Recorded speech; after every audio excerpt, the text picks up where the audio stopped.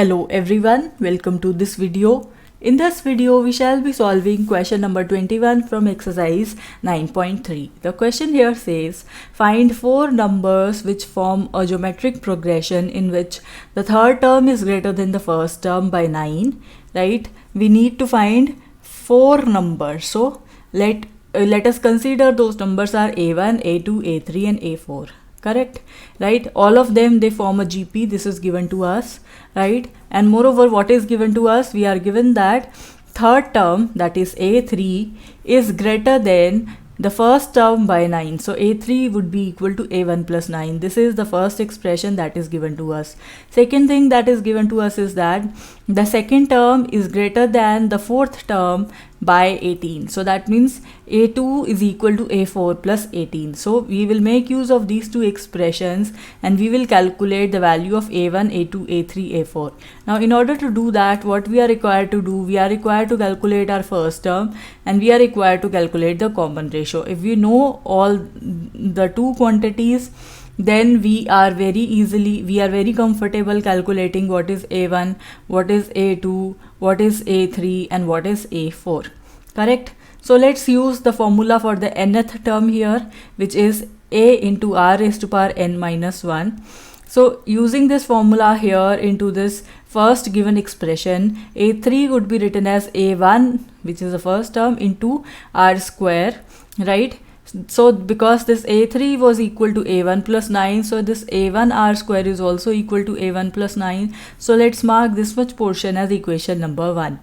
Similarly, for the second given expression, we may write A2 as A1 times R and we may write A4 as A1 times R cube plus 18 as such. So let's mark this as equation number 2.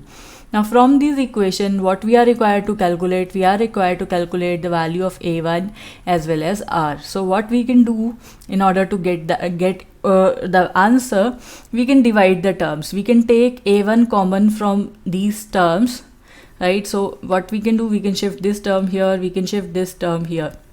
So that we would have these two equations. From these two equations, you can take A1 as common. So this equation and from this equation you can take A1 as common. Once you take A1 common, now you can divide this equation with this equation, so that you would have A1 R 1 minus R square divided by A1 R square minus 1. This is equal to 18 divided by 9. Correct? Okay.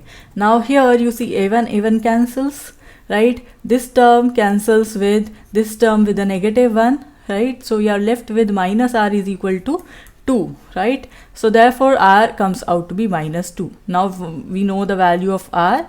We may substitute in equation number 3 in order to obtain the value of A1.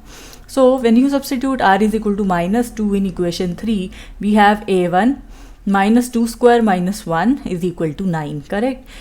Minus 2 square is 4, 4 minus 1 is 3, 3A1 is equal to 9, that means A1 comes out to be 3. Now you have the first term with you, you have the common ratio.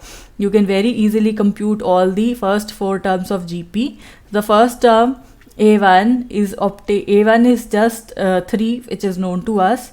A2 is what? It is A1 times R. So how much is it? It is 3 multiplied with minus 2, which is minus 6. Correct? What is your A3? A3 is A1 times R square according to the nth term formula. So the value of A1 is 3, the value of R square is minus 2 square. Correct? So its value come out to be 12. Next, for A4, we know the formula, it is A1 R cube. So what is A1? It is 3. What is R? It is minus 2 cube.